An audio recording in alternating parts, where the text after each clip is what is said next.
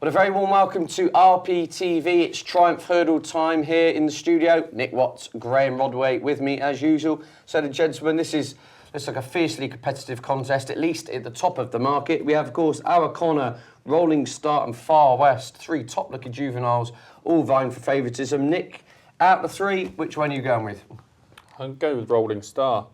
I was going to lead by saying that this is a much easier race to work out now with the advent of the Fred Winter, but just remembered that Countrywide Flame won at 33-1 last season, so perhaps it's not that straightforward. But yeah, if you gave me the choice out of the market leagues, I'll be with Rolling Star every time, I think. Don't know a huge amount about it, purely from the fact we've only seen it once, but when we did see it, it was very impressive.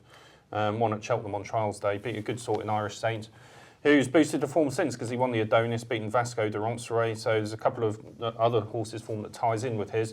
I thought he won very comfortably. He made a slight mistake at the last, and Barry Geraghty.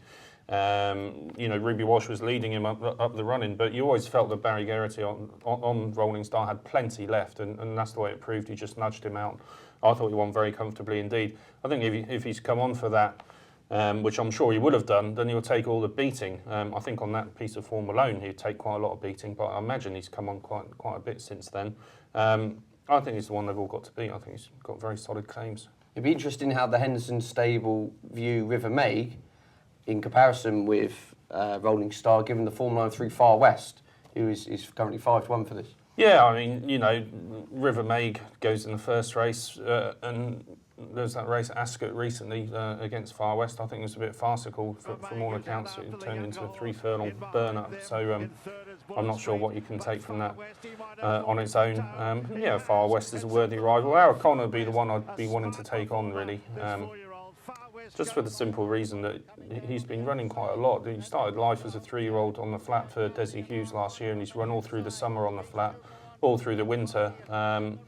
And you just wonder if we saw the best of him at Leopardstown last time. I think it's another big ask for him to go and win again here. I know a lot of people do fancy him, the form looks good, but out of the two, I think Rolling Star comes here. He's a fresh horse. He's got loads more in the tank, I think, and we haven't seen the best of him. I just wonder if we saw the best of Our Connor at Leopardstown last time. And on the run up towards the finish, it's Our Connor who's going to extend his winning run over hurdles and wins in great style for Brian Cooper and Desi Hughes. Our Connor beats Steve. Okay, so Rolling Star 5-1 is Nick's pick for the Triumph Hurdle. And Graham?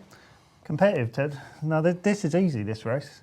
They were one of my best bets the whole festival runs, Rolling Star. I can't see it being beat. I think it is absolute head and shoulders above these. And before it ran at Cheltenham last time, it was having its first run for Nicky Henderson, but I'd heard good reports about it. I heard they'd been absolutely burning up the Henderson gallops before that run. I backed it on account of those reports. And I was very impressed with it. Jumped very well, was always just held up in behind Irish Saint. And travelled very strongly through the race, and as Watsy said, made a slight mistake at the last, but it made no difference at all. And Barry Geraghty just really hands and heels shook up Rolling Star, and it went away to win easily, and easily beat Irish Saint off level weights, who's come out and boosted the form by winning next time out at Kempton, beating Vasco de Roncesvalles, who I actually backed earlier in the season. I've got a little bit of 25s on that each way when it finished second behind Far West earlier in the season, but it's been a bit disappointing since. But I wouldn't mind if it bounced back and got me a place for that bet. But I mean, I'll be really strong on Rolling Star. If you look back through the history of this race, it tends to be horses like Rolling Star that are coming in with only one run in Britain, or very lightly raced in Britain. They do tend to make huge improvement. I remember Zarkandar coming in and winning first time out. I think it was in February actually for Paul Nicholls, and then coming on and showing a huge amount of improvement to win at Cheltenham. I was going to say to you, is there a danger being carried away when you have such limited form and evidence to be involved with, really? A horse has had one run, so many unexposed types in here. Is that solid enough? I think the form's good, isn't it? I mean, that one run is beating Irish Saint, who, I think is a fairly useful stick, and as I say, has come out and bolstered it since. So I'm expecting a huge amount of improvement. If you look at Nick Henderson had not had him that long coming into that race. I don't think he'd had that much time to put much work into him. Henderson's had another couple of months since that run. Their one doubt is obviously going to be better ground because both his wins, including the one in France, are both on heavy ground. But he travelled like a really good horse that day who will appreciate better ground. And 9 times out of 10 horses trained by Henderson tend to improve for a bit of better ground. So I think Rolling Star's a great bet. Far West, I agree with what's here in Ascot.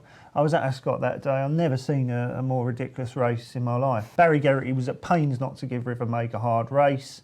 I think there was a huge, massive outsider that went wrong quite early in the piece, and that was making the running. And once that huge, massive outsider went wrong, It's a 2 furlong sprint. it turned into like the most ridiculous sprint up the Ascot home straight I've ever seen, and you learn very little from that race. And it wouldn't surprise me if River Maid was actually the best horse in that race. It's just Far West got the run of it. Okay, and very quickly, Nick, anything left to field? I mean, there are potentially another 30, 40, 50 runners here. Is anything here you think can make the frame? No, not really. I think there's a lot of strength at the top of the market. I don't think they're a great bunch, to be honest with you. Rolling Star could easily be the best of them.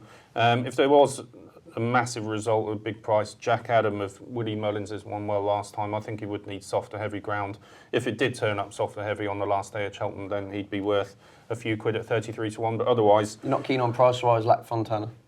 I'm not massively, no. Obviously you've got to respect what Tom says because he has a history of pulling, rabbits out of the hat when you least expect it. And, he's gone for the kind of dodging bullets theory, really. No, I can't see Lac Fontana, but there we go. Okay, well, it's 2 gentlemen here, are lumping on Rolling Star.